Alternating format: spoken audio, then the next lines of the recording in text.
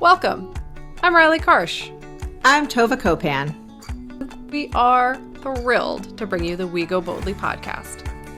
Let's talk big burning questions, life changes, and maybe a bit of personal business. Let's be bold and brave together.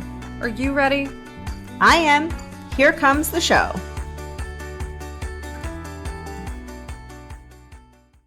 Hello, everyone, and welcome to We Go Boldly, the podcast.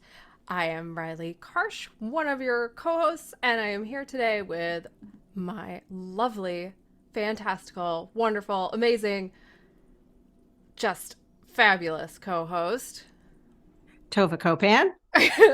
She knows her name. We're working on a new intro. It's a work in progress. We're working on it.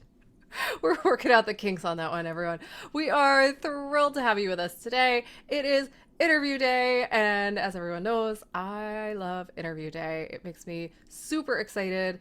I love getting to know people, hearing about their stories, their personal lives. Everyone knows I am real bad at small talk, but I am real excited about just nosing into people's personal lives. So this gives me a great excuse to do that. So I'm very excited about interview day. Before we dive in and meet our guest today, I do want to say hello to my fantastical friend Tova and ask her how she's doing and how embracing your power is going for you this week. How's it going? Well, I think I told you that a couple weeks ago, maybe I just told myself, I don't know. It's the same thing. Telling yourself is the same as telling me at this point. I think so. I'm really going to work on saying no as much as I can. Yes. Over the next 3 months. This is just, we're leaning into no, because I said a lot of yeses over the summer. And then I was like, wait, what committee did I sign up for that meets in September? Yeah. So that is how I'm embracing my power, is saying no. I will say, with the one caveat that we have a big election coming up. Yep. And I am saying yes to things that have to do with the election. So I think those are all really great boundaries. And I know you hate boundaries. Well, you don't hate boundaries. I think but they're you great. Hate I just my endless talking. Talking about boundaries. So I don't actually know when anyone's listening to this. But by the time you're listening to it, I will have written at least 100 postcards. And I'm pretty excited about those. My bite is, my eyes are bigger than my stomach. My bark is bigger than something is bigger. I always sign up for more postcards than I actually can mentally do. But I'm like, You know what? We're doing them. I like it. Hallmark movies are about to come out, and they will keep me company while I write these postcards, encouraging people to get out and vote. So I am embracing my power by saying no more. I like it. And not just saying no and saying yes. So let's be clear. You're embracing your power by being intentional about your boundaries. There we go. Let's put it out there. But I will say, though, not to harp on the no of it all. Yeah. But one thing that I've gotten much better at is saying no to things that I don't want to do. Mm-hmm. And so I'm also working on saying no to things that I do want to do, and just recognizing that that's brutal. We only have so much. It sucks, man. It's hard. We only have so much time. Yeah. But speaking of time and things I do want to do. I know. I almost started clapping, which is totally inappropriate for a podcast. Just going to put that out there. All right. Well, I appreciate the support. I am so excited for our guest, mainly because I've never actually gotten to speak with our guest before until 5 minutes. So I'm extra excited. So I am so excited to introduce all of you to our wonderful guest, Sara Williams. No surprise, Sara is an attorney, because we love attorneys. Well, we do. Yeah, well, they know how to embrace their power. That's right. Sara is currently practicing at Alexander Shannara Trial Attorneys, which is headquartered in Birmingham, Alabama, where she handles primarily trucking, wrongful death, and catastrophic injury litigation. She's amazing, as far as I can tell. She has collected over $30 million in verdicts and settlements on behalf of her clients, including a $12 million verdict against the Birmingham Max bus system arising out of a collision caused by the transit system's failure to properly monitor the health of its drivers. And I will just say, and I'm going to hop on my soapbox for a moment. It's litigation like this that keeps it safe for all of us to do things like riding a bus. Yes. And making sure that rules are followed and regulations are followed and laws are followed often falls on the backs of attorneys like this. So I'm so thankful. A little more about Sara before we welcome her on. From 2017 through the close of 2021, she served as the managing attorney for her firm. So that is a big, big job. And she was able to grow the firm during that time to include over 100 attorneys, 400 staff members in, Alabama, Florida, Georgia, Tennessee, Mississippi, Louisiana, Arkansas, and Massachusetts, which is, kind of an out there one. And probably there's a story there. Prior to joining the firm, she spent the first half of her career defending truck companies and drivers, and recently returned to a more active practice after her time as the managing director. And in 2021, the reason she stepped away from her role as managing attorney was to refocus on her litigation and then really develop a very impactful and powerful social media campaign focused on empowering women lawyers. Obviously, I could keep going. I don't want to because I want to say hello. So hello, Sara, and welcome. Hi. How are you? Great. How are y'all doing today? We're good. We're so excited to have you on the show. And trying not to spend too much money on Amazon Prime. Oh man, yeah, right. How is it so early? It's just like it's here. It's a secondary one. That's oh what's my happening. Gosh! Now, just not to get totally off course, but will there be another one? Well, I think there'll be another one on like Black Friday and then Cyber Monday. Cyber Monday. I don't know. It's all lies anyway. They just should cut the prices and let us shop to our heart's delight. I don't know though. I don't know. But what if it's not? I know. That's how they get you. They sucker you. That's how they get you. Oh man. We are super excited to have you on the show today. And we were talking about this a little bit before we started recording. We feel like we know you because we've been following you. We've been internet stalking you like creepers. And so, I'm sorry if I'm too informal because I feel like, I know like too much about your life as it is, but we're going to just dive in and get to the heart of the matter here.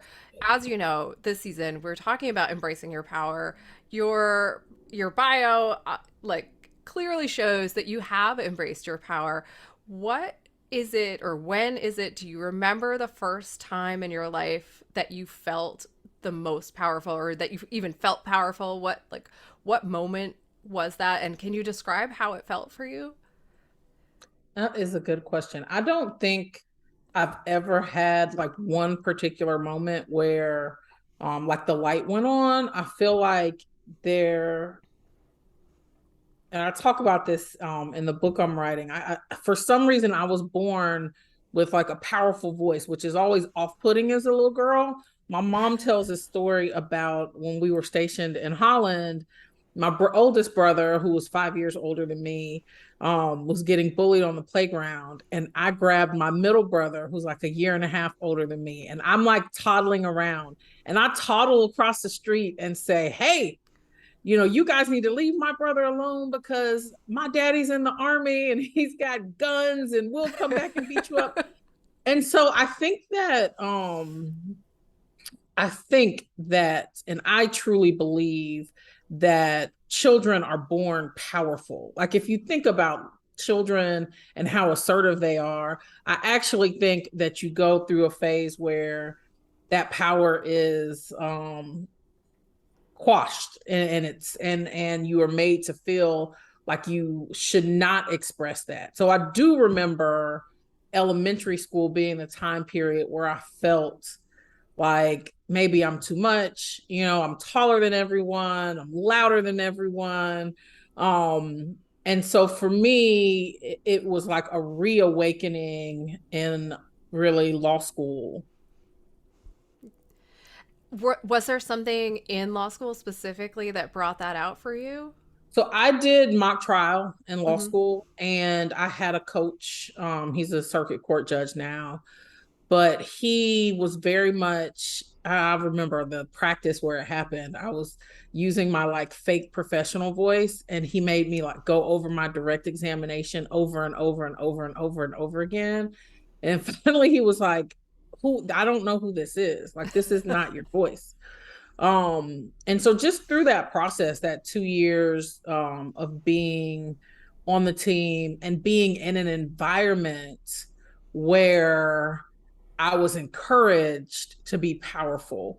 And we always tell our students, like, we love powerful women on our team.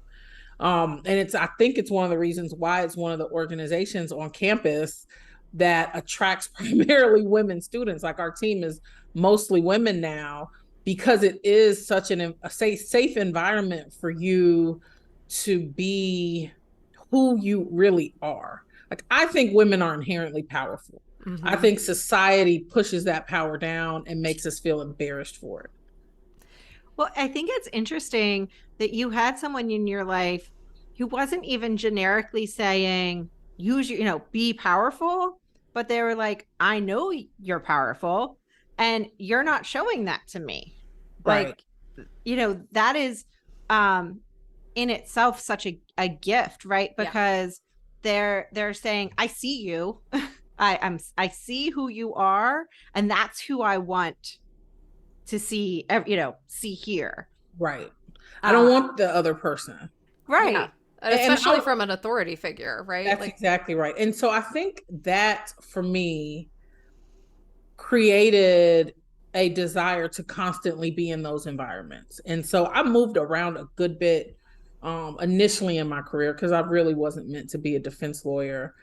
But I feel like I've constantly sought out empowering environments. Like, even the first firm I worked for, I turned down more money at another firm to be around a firm that had, half of the partners were women and most of them were trial lawyers. And so it wasn't abnormal to be powerful. Like, you weren't shunned for being powerful. You weren't made to feel embarrassed. It wasn't even really a question.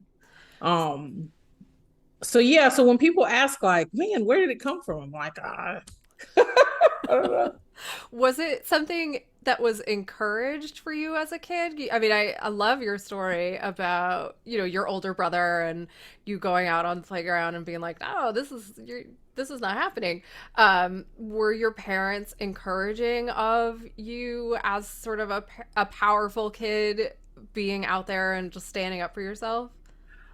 So yes and no. I think that, so I have my parents were young parents. Like, my mom, I'm the third, and she was 24 when she had me. So, I think that it was easier to raise me like as a tomboy. Yep. And she grew up, she almost had to raise her siblings. So I feel like it was much more of, I was just kind of free.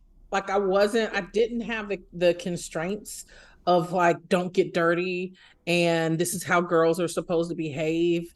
I was just allowed to be free. And part of living in Europe, I think that was such a beneficial aspect of my growing up, was that they felt a lot freer to let us kind of roam. And so I do think that the tides turned once I became a teenager, and it was like, whoa, we raised this feminist who won't wash the dishes. Well, that might just be being a teenager too, though. I don't know.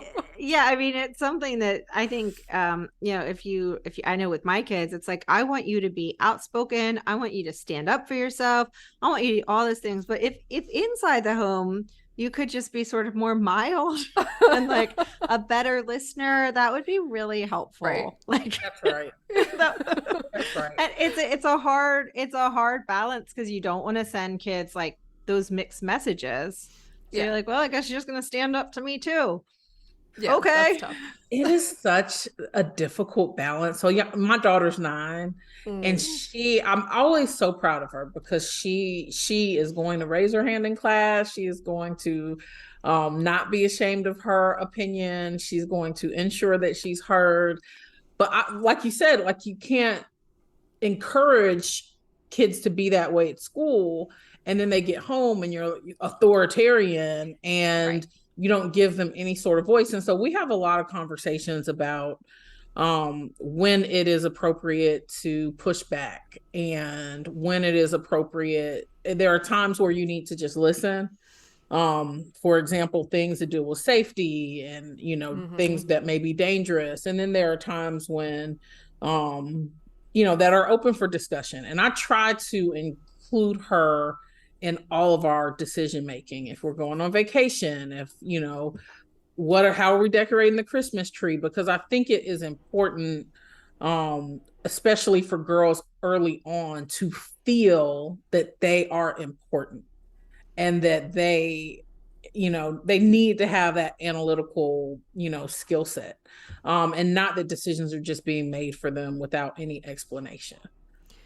Yeah, I'm in a similar boat. I have a 9-year-old daughter as well, and it's man, it's tough. Listen. But she sounds very similar, and it's the things that we go through are like, is this the argument you want to have?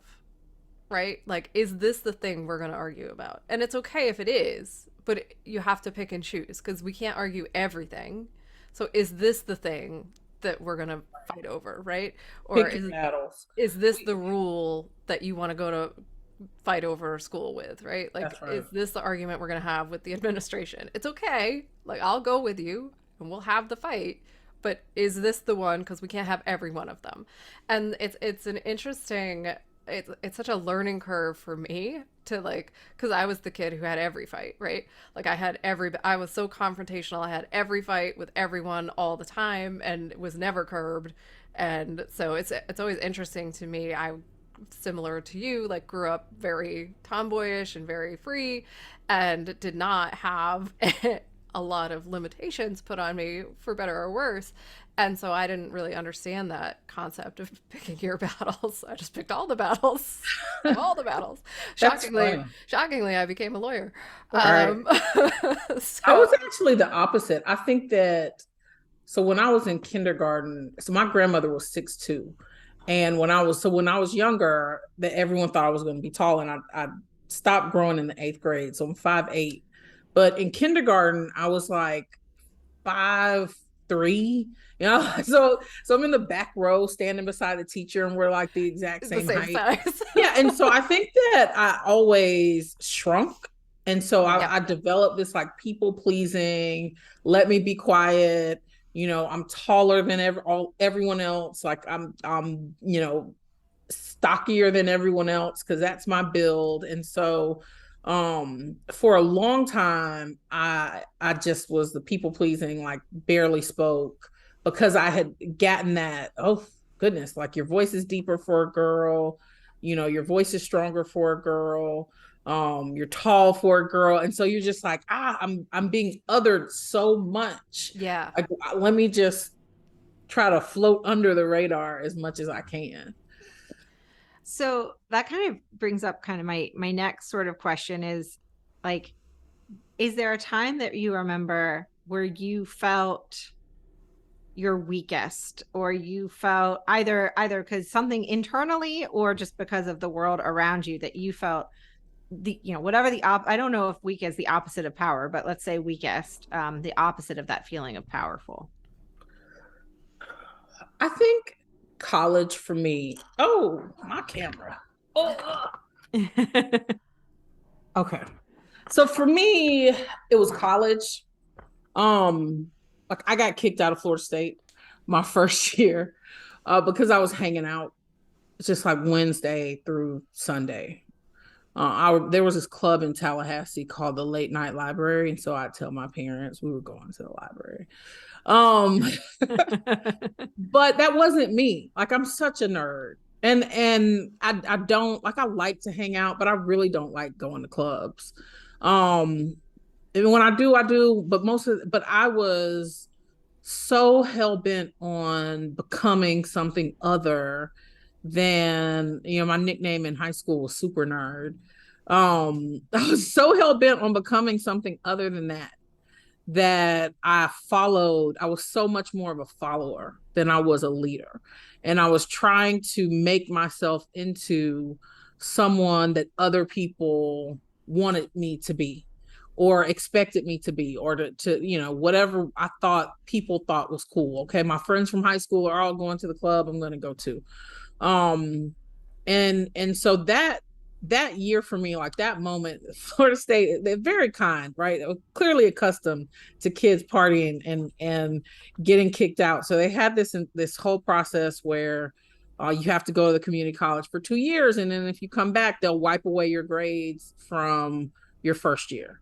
And they'll replace them with your associate's grades. And so I did that in like a year and a half. Like I just really refocused on myself. And I feel like that time period that year was the weakest I feel like I have ever been.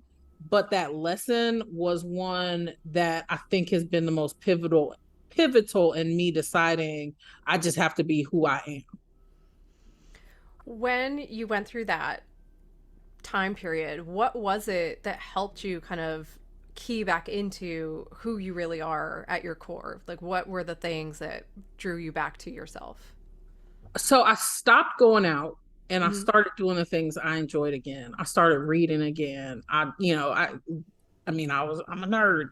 And so like I I get think you it. have to spend that time with yourself. Mm-hmm. And I wasn't spending any time with myself. I was spending every waking minute like getting dressed and then going out. So I was either at work or I really wasn't at school. I was either at work or if I had been in school more, I wouldn't have gotten kicked out. But I just constantly, and I think that happens now. Like I can tell. I was listening to y'all talk about being overextended. I did the same thing this year. And I think that in the moments when I'm giving more time to myself, it's like me reconnecting with myself. Like you're only crazy if you both talk and answer yourself, right? So I think it's important. I don't know that I'm crazy. That's going to be a problem Yeah, then. I think it's important that my mama always said, like she'd hear me talking to myself, and she'd be like, "It's okay, you're only crazy if you answer yourself." But I think it's important to just like spend time with yourself. And I think that time period where I was so frustrated with myself for letting myself, give up my dreams of going to college and going to law school, and it felt like they were slipping away. And so I retreated from my friends and kind of just retreated into myself. But that was good for me. It's interesting that you say that. We pick words of the month, and we share about them. And my word of the month is home for the month of October. And it's not to like hang out more time at home, although I do love to do that, but it's to like make sure I'm coming home to me, like kind of like checking back in. And when I'm saying no or saying yes, making sure that I'm the one actually answering and not either a version of myself that I've made up or whatever. And so I guess my question is, now you're, so many years removed from having this big crisis or reevaluation, but what do you do now on a regular basis to make sure that, like, as you're making decisions, whether it's a yes or no, I'm gonna say yes to this conference or no to this activity, but how do you make sure that you are checking in with yourself and that it's who you really are answering the questions? It is a constant battle for me. And I told myself at the end of last year that this was going to be my year of no. Instead, Shonda Rhimes had her year of yes. I felt like I needed a year of no. And I did. I said no a lot. The problem is, and so here's what I developed to answer your question directly. I developed for myself, and one of my students actually helped me with this. She's a social media, she's kind of like a content lawyer. So she represents like influencers. She's one of my former trial team students. Her name's Cameron Monet. And we went through like a process of, when I was developing my brand, of deciding on brand pillars. And so she said, part of this is it helps you filter requests. So if the request doesn't have anything to do with your brand, then it's an easy no. And so I started the year out it was real easy. Folks would email me and I just tell them this is not in alignment with my brand and what I'm the platforms I'm trying to push this year. Here are some recommendations, because I always, when I say no, I always like to recommend another woman lawyer or another woman, if it's a speaking engagement or something. But then what happened was people were emailing each other and it's like, well, Sara said no to this. These are her, brand pillars, and that fits, whatever you're doing. And so I started to get lots of invitations that fit within those pillars. And I hadn't planned for that. And so I think, which is fine, like we're all works in progress. And Yep. so I think that the thing I struggle with the most that I plan on working on for 2023 is that I have spent, and I think this happens with lawyers a lot and really professionals, I have spent so many years giving up how I define my self-worth based on accolades. Did you make super lawyers? Did you get these awards? And also, whether or not I'm invited to speak at certain events. I was at a conference last week beating myself up because I needed to stay and work in my room one day, and I was texting my law firm, girl gang, about it, and one of my coworkers said, "You are no an attendee. You are the attraction. And so if you want to stay in your room until 5 minutes before you have to come down and speak, that's fine. Like, you're not there to learn. You are there to teach." And I just thought, like, I have been thinking about myself completely wrong. And so I think that is, for me, how I think I'm going to filter events differently. Like that's the first time I've spoken and then left and gotten on a plane. And so I think that is going to help. I don't have to stay the whole 4 days, right? I can set boundaries around my time. And it was fall break and I needed to get back and spend some time with my family. But that's the other thing that I've done. I have set really hard boundaries around certain things. Like I believe as women professionals, if you are, like, it's okay to be ambitious. So for me, the way I balance that is I don't schedule anything during spring break. Like, that is always protected time. Schools have started these fall breaks now. And so, that's a time that I try to protect. I almost messed up, but I fixed it. Christmas break. So when there are holidays, and school is out, I try to get the calendar in advance and I block those days. And so I try to block my time, and set those boundaries. But in terms of turning down things, that's like a constant struggle for me. And I think I have keyed on, I have intertwined my feelings of self-worth with always constantly being at something or speaking at something. And I have to work on removing that from my idea of my self-worth as a professional. Yeah, so we've talked about this in, I guess, last season, and we'll certainly touch on it this season as well. And it's this concept, and it's a simple concept. It's a hard application, and it is the idea that we are all worthy, full stop, right? And that our self-worth is fully in existence, whether we speak at the conference, whether we attend the conference, whether we have children or not have children, whether we're married or not married, no matter what we look like, self-worth is not defined by any sort of material thing. It simply exists. And everyone is worthy just because we're worthy.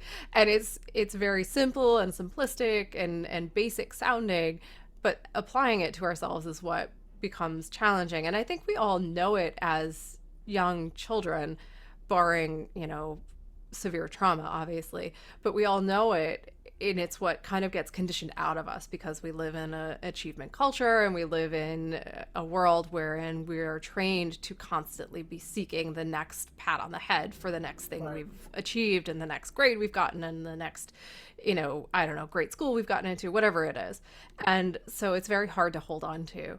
And I think especially as high achieving professionals, it becomes even harder because all of our peers are looking at us in the same way. And so it becomes compounded. So I just want to acknowledge that you're saying that. And that's, I think it's an amazing goal to work towards is being able to take your power back by making your self-worth your priority, and that your self-worth is not keyed to any speaking engagement you ever do, that you're worthy again simply because you exist, you breathe oxygen, and you live. It's just, that's what it is.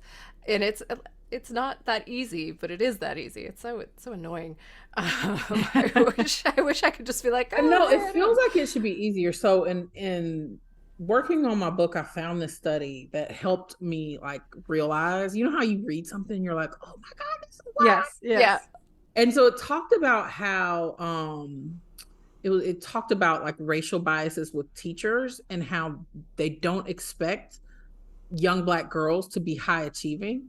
And so it's not, when young Black girls are doing well in school, it is not recognized as readily as their white counterparts. And so in order to counteract that, as young Black girls, we achieve more and more and more and more. And we say yes all the time. And it's like, okay, maybe this will be the thing that gets you to give me the praise that you're giving everyone else. And I was like, right. And then your mind is blown, right? Because you were like, oh, I'm about to swear, I can't swear. And you're like, oh no, I've spent, I don't know how long do you spend in primary education, but all these years of my education trying to achieve a thing that was never possible for me to achieve in the first place. Right. Seeking that external. That's what I mean. Validation. Like you were doing it, right? Like it was happening, but it was never going to happen. Right. And it's like your brain explodes. And it goes from teachers to professors to law partners. Right. Right. And so you're constantly trying to impress people or get this validation from people, when it really, in the grand scheme of things, like doesn't matter. It doesn't. Right. Whether you get it or you don't get it, it doesn't matter. And it's weird because I've gotten to that place where it's like, I am not seeking the validation. I think I'm at a place now where I feel like I've been fighting for such a long time for women and people of color to have certain opportunities speaking at certain conferences, that I always feel guilty if I say no. Yeah. Well, I think there's sense. this concept that whether it's as a woman or as a person of color or as both, where it's like, you should be thankful that you're here. So you should say yes. Right. So there's it's not gratitude, right? It's not that inner feeling of being grateful and gratitude, but it's like this concept of like, well, they asked me, and so I should be thankful that they asked me. And so I need to say yes. I also think there's this feeling, as you were talking, Sarah, I was thinking about a good friend of mine who is a new partner, and she's been saying yes to clients that are not necessarily great clients. And so it means that like the one part she's always loved, no matter what firm she was at, were her clients. She's always loved her clients, and now she doesn't. And it's very frustrating for her. But I think that as women, we, especially in our general age group, where there've always only been one woman, like you said, you sought out firms that had many women, but oftentimes there's one woman or two women or one person of color, like at a firm or at a Fortune 500 company or whatever, in the C-suite.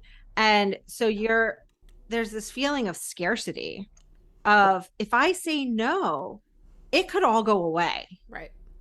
And I need to tell the universe that I'm saying yes, and I'm being open, and I'm interestingly, in Shonda Rhimes' book, which I love and I usually read once a year, she says no a lot. A lot of her saying yes is actually saying no. Right. That's right. Which I think I encourage everybody to read that book. You don't need to read it every year like I do, but it's not a bad idea. It should. I think I'm going to listen to it this year. I finally have broken. I'm such a traditionalist. Like, I believe in buying hard cover. Like, I am that girl. And finally, my shoulder is bad and carrying around all this stuff through the airport. And I was like, I've got like 3 devices with me, right? I can download and listen to these books. And so I think that's what I'm going to listen to this year. I listen to it, and it's great. And it's one where, like, she gives a speech. For those of you who haven't read it, the Dartmouth speech. It's the actual speech. Oh, So they slide that in. So well, I'm definitely gonna. Yeah, I'm a big You want my proponent. Audible credit now? Yeah. There we go. I'm a big proponent of listening, especially when people read their own memoirs. Yeah, That's true. But I think that it's something, and I might find a question, or I might just lead us to a quick break, but it's that struggle of scarcity versus abundance, and recognizing, like, you've worked incredibly hard, Sarah, not just to make a place for you at the table, but to make a place to build more tables and to make more seats at the table and to get other women. I mean, you simply said, when I say no, I want another woman to be invited. And so you are creating your own abundance, and the universe is sending you I mean, it's there, but there's something in us as women that there's like that fear, and it's, I don't know if it's society or who told us, or if, I mean, it could be actual people, or just like as a group, that we should think of things as like that. It's of scarcity. There's just not there, that, and if I say no, that might be it. That could be the last email I ever get. that's right. That's right. And it never is. It never is. No, but that is the feeling, right? That's right. That is the feeling. I now have folks who are like, hey, we couldn't get you this summer, so we're going to ask you now. And I'm like, I don't know that I want to commit this far. You're like, too early. We're like, early, people. There's a new pillar of Sarah's brand, and it is that she doesn't commit to things more than 8 months in advance. Right. That is right. That is the new pillar. We're building new pillars for you right here on the show. Let's take a really quick break, and we will be right back.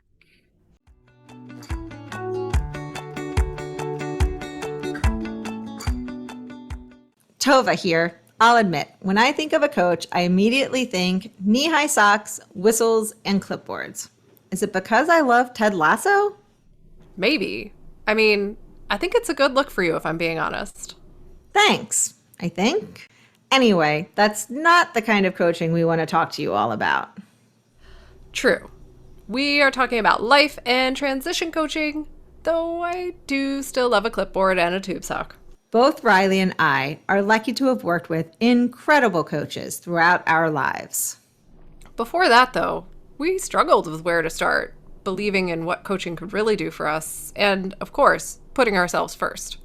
Taking the leap and working with our coaches made all the difference. They gave us direction and support when we needed it most. Now, we are fortunate enough to be coaches ourselves, and we're excited to pay it forward. We can help you figure out where to start, create a roadmap, keep you accountable, and get to living your limitless life. Sounds pretty great. So if you want to figure out your next steps, check out our services at goboldlyinitiative.com/services. We can't wait to talk to you. Now, back to the show.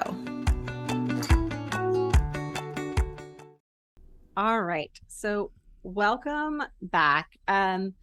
This has been so much fun so far, but I have another question, which is, when you are making these decisions, and I mean, you are working hard and are self-aware enough that you're actively listening to your inner voice, or your inner self core, whatever you want to call it. Is there any component of faith or trust in the universe, or whatever you want to call it, that assists you in embracing your own power day in and day out? So yes, I am spiritual but not religious. I have, most academics have issues with like traditional religion, but I truly believe that what is for me will be for me, and that no one can take those things from me. And I, especially having now come over to the plaintiff side, people get so upset. Oh, so-and-so got that case and they took it. It's very weird how territorial plaintiffs lawyers are. It's the craziest thing to me. And I'm like, if the client didn't call you, it was never your case. Like, just because you have an office in a city does not mean that you have this sense of entitlement. And so I truly believe that when those cases do not come to me, there's a reason for that.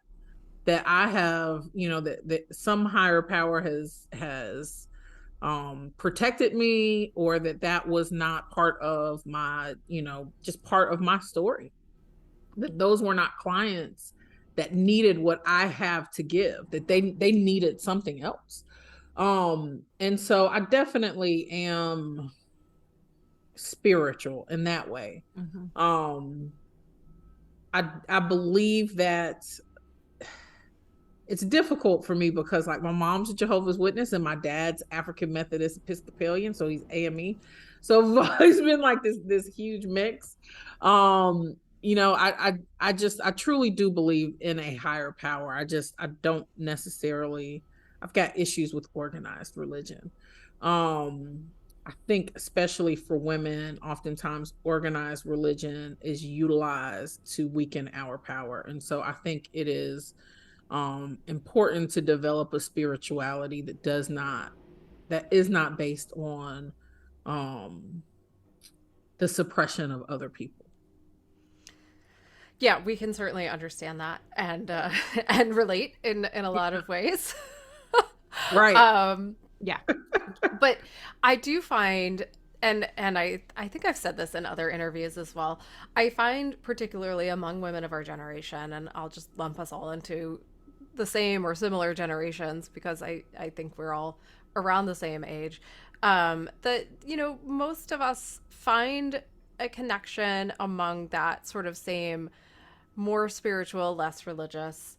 And we do talk to a lot of similarly educated, similarly professional, etc. So it's a poor study group, I guess is what I'm trying to say, because we're all so similar. But there is a lot of that connection to spirituality and the idea, and I'm super wooey. I'm always the one who gets all wooey on the show, with my crystals and my, like, connection to the universe and all those things. But that, for me anyway, has helped me find my own inner voice, right? To connect more deeply with the me of, my very early childhood.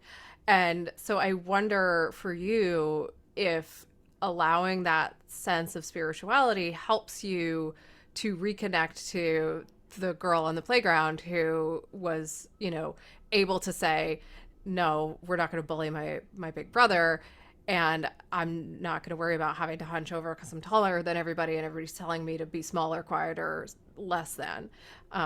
Does that sense of your connection to the universe help you connect to your own sense of power in any way?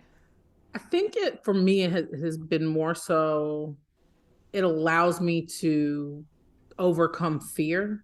Mm-hmm. And it allows me to ignore when I am connected to it, because I think we all backslide. Yep. But it is the thing that allows me to say, I I believe I can do this thing, and I am not going to fail, but I'm also not going to suffer. So when I decided to step down as managing attorney, people freaked out. They were like, why in the world would you do that and go back to, I mean, we're all eat what you kill here. We're all commission based.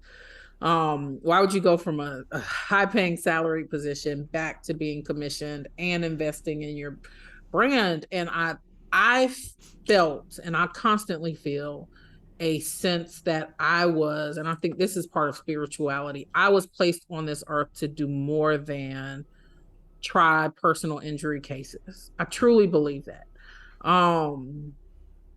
And so I do think that for me, it is like when I have times where I'm like, why am I doing this? Why I'm all over the place? That is something that I come back to, that it's a feeling right in your spirit that, like, I was put on this earth to do more than just work and turn cases and settle cases and try cases. Like I believe that you are happier when you feel you have a purpose. And I feel like my purpose is more than motherhood, and it's more than, and so I try to, in those moments when I'm with myself, which is why I think it's important to have that quiet time. You know, that to me is part of what you're listening for. We call it our inner voice, but I also think that it's kind of the universe speaking to us too. Yeah, I like to think of it, and this is just for me personally, so for anyone listening, but I like to think of it as when I'm listening to my inner voice, it's really my connection to the universe, right? It is for me. I'm not a religious person. I did not grow up religious, but it is for me a connection to something much bigger than me, and it's a connection to the energy of the world, the universe. And I think, if we're not all connected, then what in the world are we doing here? If there's not a connection between all of us, then Right. for God's sake, why are we on the planet? Just individual beings lumped here. It doesn't make any sense to me. That's exactly right. It, Well, and there are so many things I feel like that happen. Like, gosh, man, I probably shouldn't say this, but it was a long time ago. I remember waking up because there was no Uber when we were in college, right? no, I right. remember waking up, driving home, and being like in the grassy median. And now that I handle motor vehicle collisions, like I'm like, how did I survive? Like driving, there are so many things that I'm like, survive that, huh? And so I look at those things and I think, okay, Yeah. there's got to be more to what you're here for than just going to work every day and getting paid every day. And look, I think, for some people, everybody handles things differently. If you don't feel like you found your life's purpose, or if your life's purpose is, just your family, or not just your family. And I think that's fine. Like, I don't think everyone has to have, these like ultimately lofty goals, but I do think that when you feel that calling, um, it's important to answer it. I think it's impossible not to. And it causes a great deal of distress in your body, in your mind, in your spirit, in your Absolutely. soul if you ignore it. And I speaking from personal experience, and I think it's great to have you here reinforcing that for me personally, and for all of our listeners. When I stepped down as managing attorney, people, like the first conference I attended, people were like, "Hey, is everything okay? Are you all right?" And I was like, "Yeah, I just didn't want to do it anymore. Like, I wasn't put on this earth to manage lawyers." Right. Like, as it's not really a great gig. Just anyone out there aspiring to manage lawyers, right? Especially a bunch of white dudes. Like, can't imagine. It got to a point where I got like, especially during COVID. During COVID, everyone's scarcity of cases and everyone's worried. And we did just fine. We had a great year, but in part because like I was just relentless, and me and Alex, the firm owner, we were constantly at the office, like, but I got accused of enjoying oppressing white men. And I thought to myself, like, in favor of who? Like, there are 12 women at this point. My four best I'm gonna cackle. guys. And so I was like, who am I oppressing you in favor of? Please tell me. But I think that when you, and then when I started marketing the way I market, and building a brand based upon empowering, which started off empowering women lawyers, but it's kind of pivoted into just empowering women in general. Like, even now I'll attend conferences and folks will tell me, you're not going to get any cases that way. You're wasting your money. And it's just like, yeah, man, one, why do you care? Right? Like, if I'm not going to get any cases this way, then good, you'll have more cases. But I do, because big shock, like, people actually like to refer business to people they like and people they feel like are making a positive impact on the world outside of marketing for cases. And so I do think it's so important to follow your gut. Like I have the same problem, Tova, that your friend has in terms of taking on clients that you have told yourself, I'm not going to work these types of cases, right? And then you end up saying yes. So one of the things I also decided to do when I stepped away from managing was that I was not going to take any more like car wreck cases, because I've been trying car wreck cases since I started practicing. Like I've handled hundreds and hundreds of car wreck cases. I was like, hey, I've done it enough. You put in your time. You know, obviously those are the majority of cases that a volume firm like ours gets. And so people are like, you're crazy, you're not going to make any money. And it was very, for the first 6 months, it was very much, really for the first year, me and my team were kind of concerned. But now that things have started to kind of roll over, and I will still take them if it's like a family referral or something, or a personal referral. But I think when you set boundaries like that, you end up you just have to deep breath in that, like not in your gut that it causes. But so, that to me is part of this universe, and yes, following that too, you know. Definitely. So it's interesting. I'm having all these thoughts as you're talking. So you just said gut, so I just saw Tabitha Brown speak last week. She, by the way, is another one to listen to her book, not just read it. Her Feeding the Soul, so good, so good. But she spoke last week and she talked about your gift. What did she talk? Your gut being a gift under the tummy, and how it tells you things, and you need to, listen to it. It's that gift under the tummy. And she also talked about how it is so important for everyone to lean into their gift.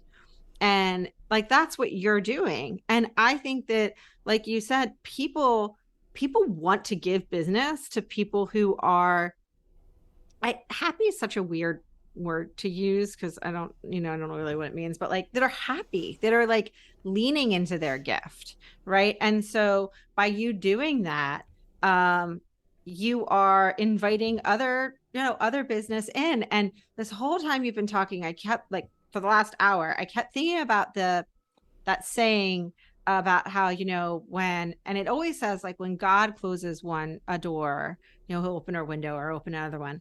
But I think, as we've all just talked about how, or both of you talked about how your inner voice is also that connection to the universe, you can close the door and another one will open. Like, that's allowed. You can say, I'm closing this door. It doesn't work for me anymore.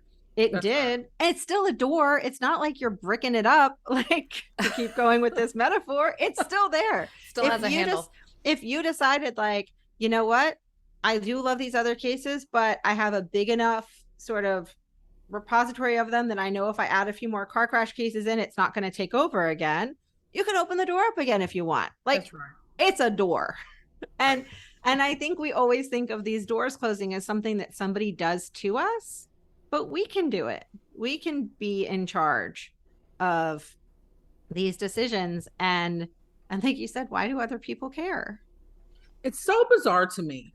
Like that, I will tell you, when I started, a classmate of mine walked up to me at a conference and he said, you need to be really careful because you're saying some things about things that happen between men and women in the legal industry that people aren't going to like. And I was like, I don't have to be careful. One, because, Alex loves me. And so I'll always have good cases. But even if he stopped loving me and stopped assigning me good cases, I'll go get them on my own because I'm confident in my skill set. So I don't have to be careful. And the fact that, like, you're so uncomfortable with what I've been saying that you thought you needed to warn me is indicative that I need to keep saying what I'm saying. Yeah. Right? Like, if people are talking about it in their little man circles and saying that like how dare she, talk about these things that happen behind closed doors, and it's like, boom, we're kicking this door in. Yes. Right? Like, y'all are not going to continue to be able to do these things to us in the shadows, thinking that we are afraid to discuss them because you control the business. Like, and that's why I'm so adamant about encouraging women to market themselves and brand themselves, because what I have learned in this business is, and I think we're taught, like, if you're a great lawyer, then you don't have to market yourself and you don't have to brand yourself. And then they, like, go to the golf course for 8 hours a day and spend a couple $1,000s on some, potential client referral. That's marketing, right? Like, as an industry, we've convinced ourselves that if you're not on a billboard, you're not marketing. All of that is marketing. And so, you have to tell people when you've done well and not leave it to these other folks to tell the world. Right. Because you have to be able to. My grandmother always said, one, don't have more kids than you can take care of by yourself. You should always be able and in a position where you can take care of yourself. And I have always applied that one. Clearly, I only have one kid, because that's enough for me. She's one kid and 2 French bulldogs is a lot, but I think it's important to always be able to walk away from the things that don't serve you and to close those doors yourself. And when your gut is telling you this place is not right for me, I think sometimes we think, oh, I've been praying on it and I haven't gotten a clear sign. Well, if your gut is telling you and you're feeling uncomfortable and you don't want to go to the office, right? And you don't want to, hang out with your coworkers, like, that's the sign. Right? Well, yeah, like, I mean, if your gut's telling you to pray on it, that's probably that's the clear sign. That's exactly right. That's exactly right. And so I think we sometimes, my uncle, who was in law enforcement, used to tell me that women's intuition is like their most powerful tool. And they ignore it all the time. And he would have those conversations with me in terms of, like, being in college and being in situations. Yeah. But I, like, now apply it to business. Like, our intuition is so powerful, but we have been socialized to think that we overreact and we overthink and we should just get along.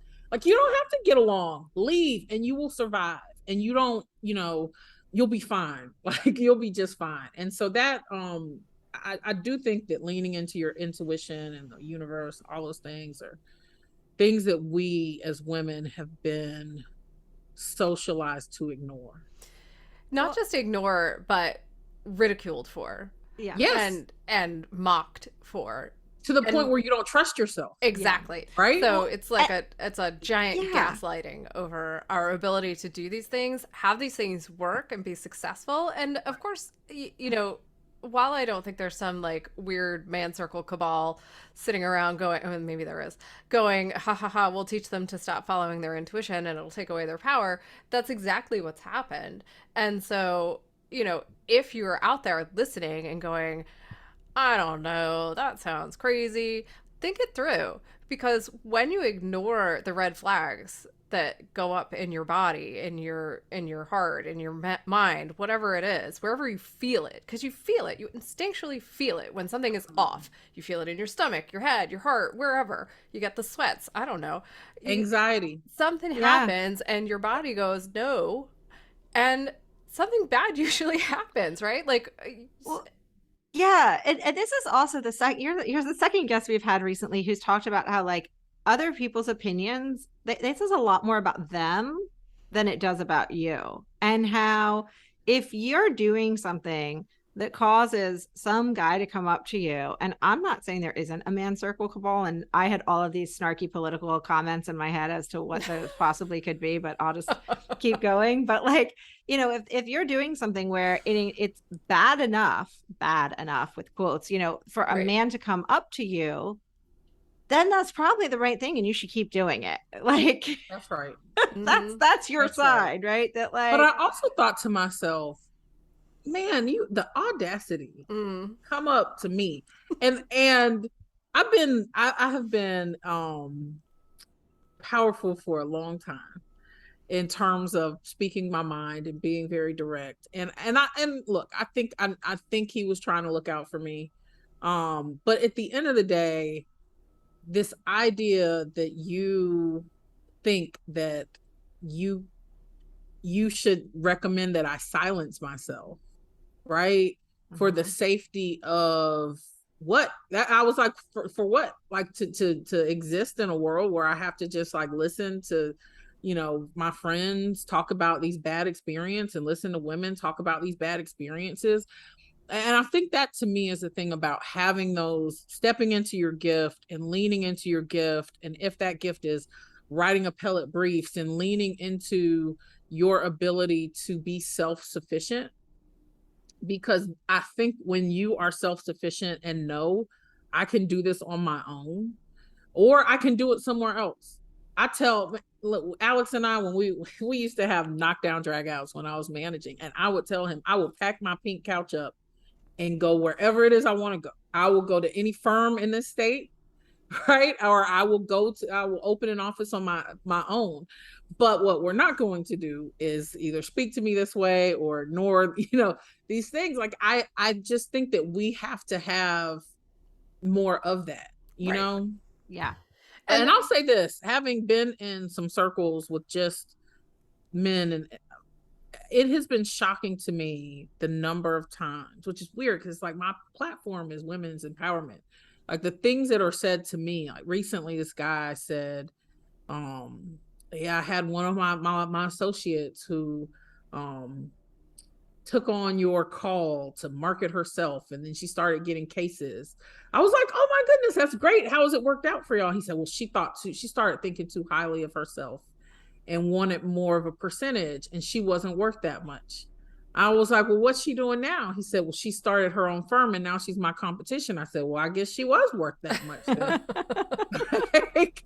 Good for her for not letting you determine what her value was. Oh my goodness. Market, right? Oh my goodness. I mean, the things that it's, and I'm always like, why are you saying this to me? Like, have you not seen my Instagram? Well, we do need to take a quick break, but before we do that, I feel like I have to say this to whoever that, I guess, well-intentioned colleague of yours was that came up to you and suggested that you silence yourself and thought he was helping you out, taking care of you. Men, male people, the way that you help is by silencing the other people, not the women, the other people. So if you're standing in a man's circle and they were saying gross things, gross, negative, misogynistic things, you silence those things, not the women. You silence the misogynistic things. I'm pretty sure you're not listening to our podcast, but just in case you are, that's how that works. That's how that works. So just needed to clear that up because it was making me feel ragey and I wanted to get that out of my body. So we're going to take a quick break. When we come back, we are going to do some rapid fire questions. We'll be right back, everyone.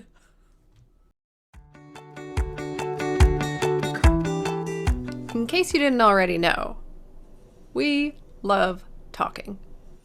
True story. More than simply talking, we love researching, prepping, and bringing this podcast to life.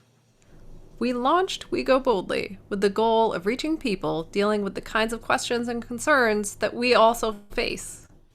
Things like how to hear my inner voice, how to make sure my habits are worth it and stick, how do I feel my feelings and still manage to function. After years of personal work and lots of trial and error, we realized we have a lot to share on these topics. Now we've been broadcasting for over a year, and we are proud of our podcast. And to no one's surprise, we still have a lot to say and talk about. We sure do. We need your help to keep going. Every episode takes time and money to create, and we would love your support.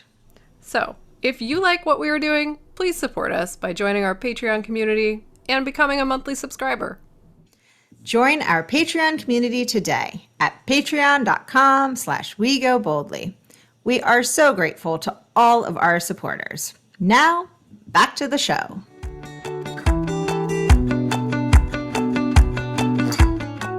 All right. Welcome back, everyone. I have let go of some of my rage. Sort Can of. I tell you a quick story? This was Yes. Yes. Please. all your rage. So that at that same conference, Alex came up to me. We were having dinner, and he was like, "You will not believe what's been happening to me this conference." I was like, "What?" He said, "People keep coming up to me and asking me, why are you letting Sara brand herself individually? Like, are you okay with that?" He was like, "Can you believe they're asking me that?" I said, "Well, what did you tell them?" He said, "First of all, I don't let Sara do anything." Excellent. He said, "And second of all, like, if she didn't do it with me, then she would leave, and I don't want her to leave. So, of course, and I love it." And he was like, "I just think it's the strangest thing. They're talking to me like I own you." And I was like, "We have trained you so well. Like, Well, that's far." good. That does make me feel better. All right. I like that. I Okay. love that. That's awesome. All right, that's a little bit of a relief.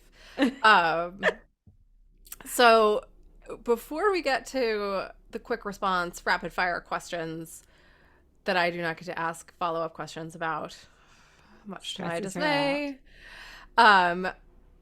we have one more question for you. Okay. And that is, what advice do you have for people who are kind of trapped right now and they want to embrace their own power, but they are just like, I don't know where to start? What do you have a bit of advice? I know I'm putting you on the spot.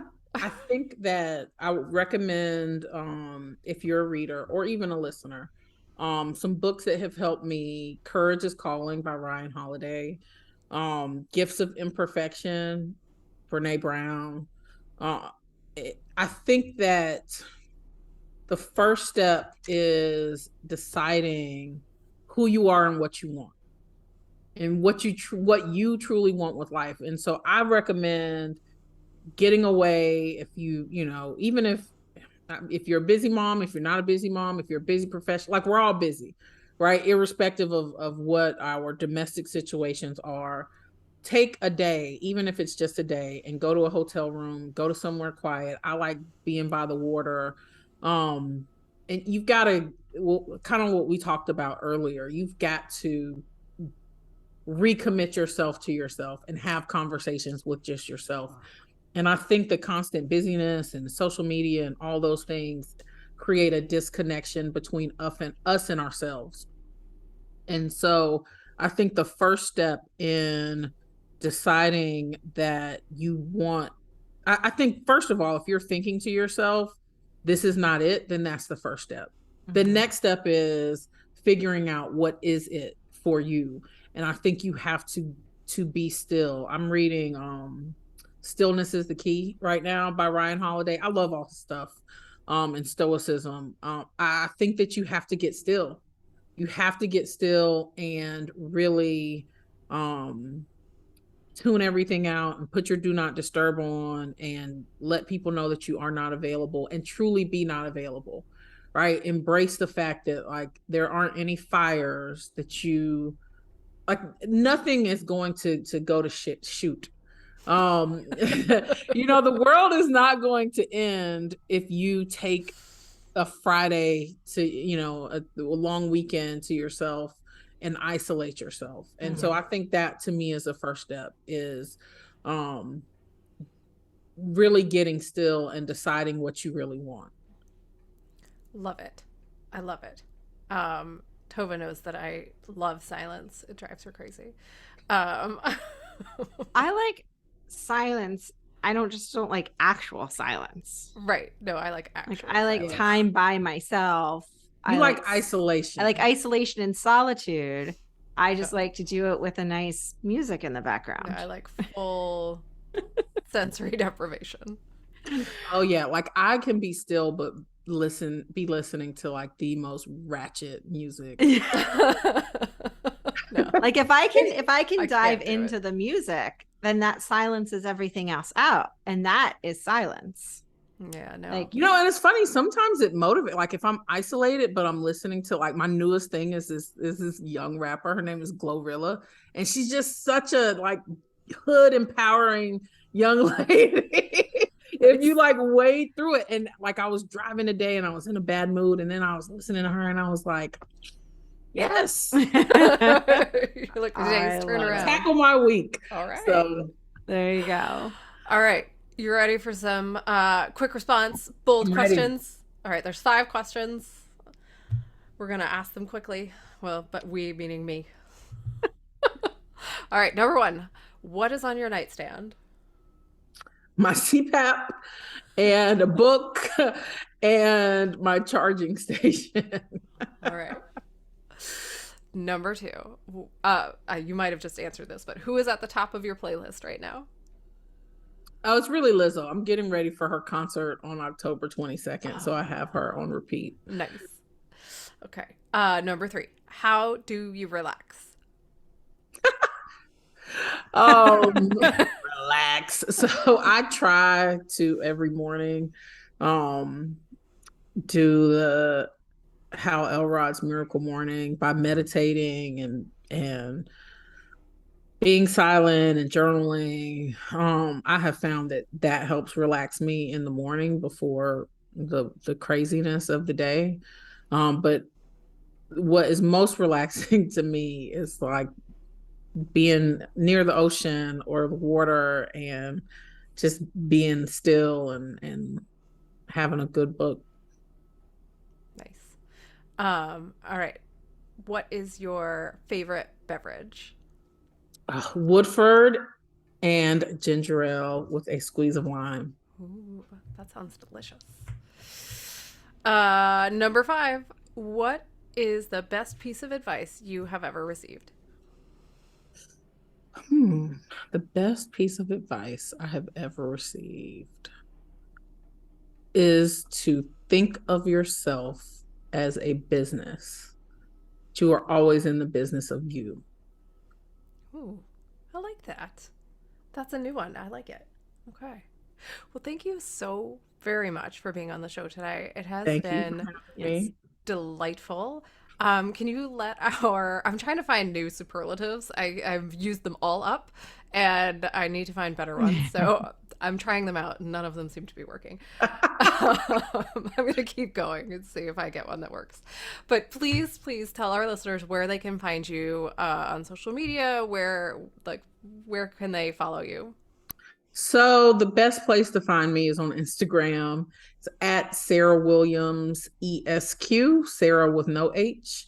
If you are less inclined to Instagram and more of a LinkedIn type of a person, I'm there, Sara Williams. And then my Instagram can take you to my link tree. But most of my content is posted there and on Facebook.